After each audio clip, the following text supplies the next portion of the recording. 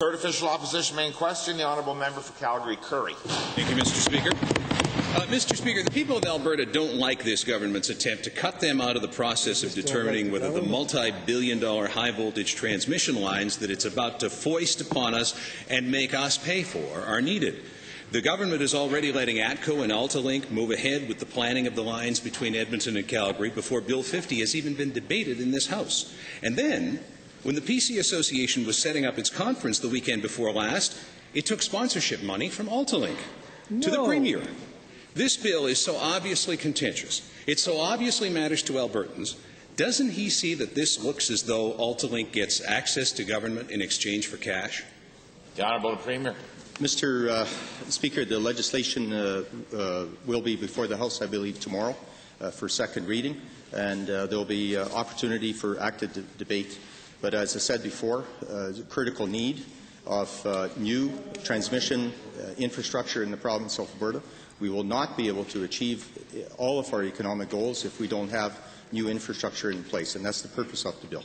The honourable member. Thank you, Mr. Speaker, and that's why they call it question period, not answer period. Given that AltaLink has already been picked by the government to build one of the lines at the heart of the controversy over Bill 50, given that the line in question will cost $1.5 billion or more, and given that the electricity users of Alberta are going to get stuck with the bill for that, how can this Premier assure Albertans that his government's transmission policy isn't being impacted by these corporate sponsorship donations? The Honourable Premier. Mr. Speaker, over 30 public meetings were held across the province. Hundreds of people that came forward to deliver evidence based on the need of new transmission.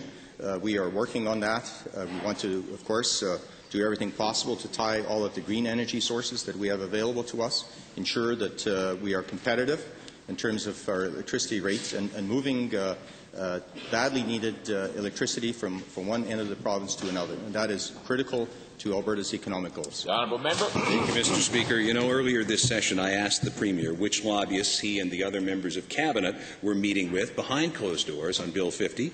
Still waiting for that information. The people of Alberta, this House, are still waiting for that information. Albertans who are going to be paying for these lines for the next 40 years have a right to know what the companies that will profit from them are saying to Cabinet. To the Premier, when can Albertans expect to find out who's been trying to influence this government on Bill 50, or are you just waiting until after the debate is all over? Yep. The Honourable. Mr. Speaker, I'm glad that the opposition supported this government's position on legislation that was passed in this House, and of course that's the lobbyist registry, and that provides the transparency and openness that this government is all about, and he can go to the registry and get that information anytime. The honourable member for